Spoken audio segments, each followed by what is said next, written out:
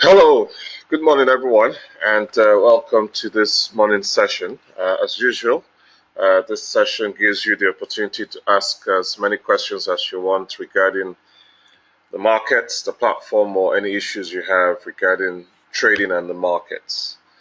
Uh, as usual, also on your control panel, you will see a hand button. If you want to ask questions, you can press on that, or you can send your comments or questions through the question box on your control panel. Before we kick off, first just want to apologize for the fact that we haven't had the 2 weeks live trading session for almost 4 months now.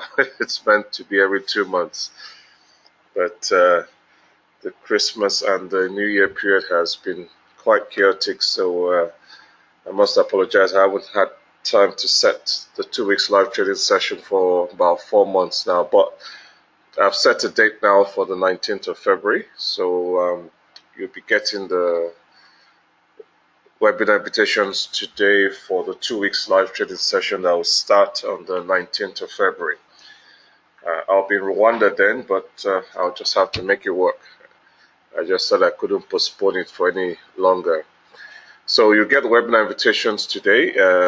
Do register for all the sessions, but you just attend the ones you can attend. And as usual, all the sessions will be recorded and you get a link to watch the video of the recordings. So apologies again for the long delay in setting the 2 weeks live trading session.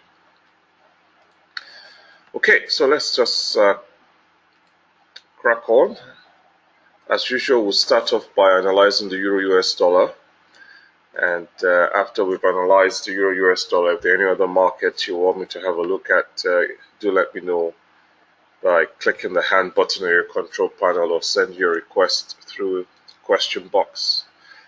Okay, so as usual, we'll start off with the economic calendar. Today is Tuesday, the 6th of February. And as usual, these are GMT plus 1 times. Remember, for those of you in the UK, you have to go to GMT plus 0. So this is GMT plus 1, Tuesday the 6th of February. So we're looking for reports that could affect the euro or the US dollar. So that's the Australian report that's come and gone. So at 8 o'clock, we've got this Euro-German factory orders. It's a report of medium importance. And at 9:30 also, this German construction PMI report of medium importance. As usual, this reports of medium importance won't stop us from trading.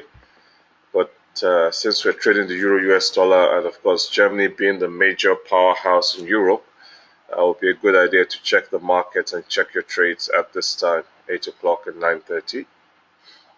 And also at 10 past 10, the German retail PMI. And we've got 2:30 there, the US trade balance. Again, another report of medium importance.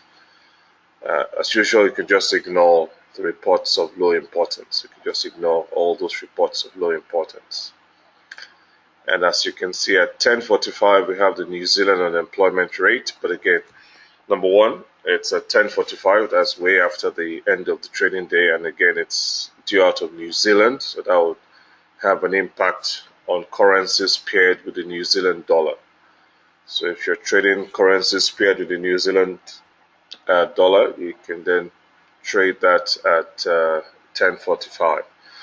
But for the Euro-US dollar, there are no reports of high importance due out today that would affect the Euro-US dollar. We've got a couple of reports of medium importance, but none of consequence to stop us from trading. But we'll just probably check our trades around that time. So we can go ahead and start trading the Euro-US dollar straight away. It's nothing to stop us looking for trading opportunities in the market now as regards to Euro-US dollar. Of course, there are no public holidays today in the UK or the USA. And also looking at Market Watch, there are no major news in the market, apart from obviously the Dow Jones has been falling rapidly.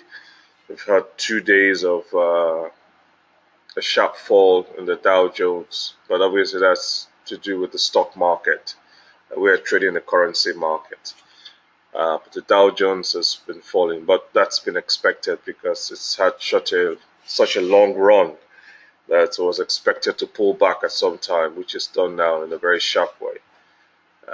So that's obviously something to note if you're trading the stock market. That's not a big deal when it comes to the currency market. Also, you have Bitcoins that's plummeting. The price of Bitcoin's just been falling too. That too has just been falling.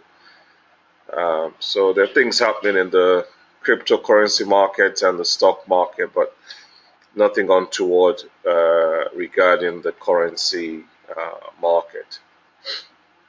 Okay, so like I said, really nothing to stop us looking for opportunities straight away. So we're just going to do just that. Just going to bring up the chart. And let's have a look at where we can trade. So looking at the Euro US dollar chart, this is the Euro US dollar chart. Yesterday when we stopped trading yesterday, the market was trending sideways following the report yesterday. And at that time, I drew this sideways trend. So you can see there's two white lines. The two white lines on the chart marked out a sideways trend yesterday, which we noticed after the report came out. So the market continued to trend sideways, and we didn't place any live trades yesterday. But you can see following that, the market broke the sideways trend and fell, and then continued to trend sideways following that. So we can see this initial sideways trend is no longer relevant. It has broken that sideways trend and it's formed a new sideways trend. So I'm just going to adjust this to, oops, let me just get rid of that. Okay. So I'm just going to adjust this sideways trend to this new sideways trend here, so you can see where the market has fallen. That's the new low there, and we'll mark that as the high there. So let me just adjust this to the new low there and adjust that down there. Okay, so that's our new sideways trend now. So we know where the market is trending sideways. So as usual, the first thing you want to do is mark out the trend. And we now know the market is trending sideways. Again, that's the advantage of sticking to one market, especially if you've just started trading, because you can follow the trend of a particular market. So you can see we followed this trend from yesterday till today. And so you can easily determine the trend quickly. And we know it's now trending sideways between these two white lines. So we can see the pivot point is outside the sideways trend, and the first support is outside the sideways trend. And like we said earlier, because there's no public holiday today in the UK or the USA, there are no reports of significance throughout today, nothing major happening in the news, we can go ahead and just place your pending orders. So, which I have already done. So I've already placed a pending buy order just above the pivot point because it's outside the sideways trend, and a pending sell order just below the first support. So the market shoots up, breaks the sideways trend. I'll be happy to catch that uptrend just above the pivot point. Of course, if it breaks the sideways trend on the low side and continues to fall, then I'll be happy to sell just below the first support. Of course, if it continues trending sideways all day and doesn't take my orders by 6, then between 6 and 7 I'll delete my pending orders. Okay, so that's my plan for today. Any questions? If you have any questions, do click the hand button on your control panel or send your questions or comments through the question box.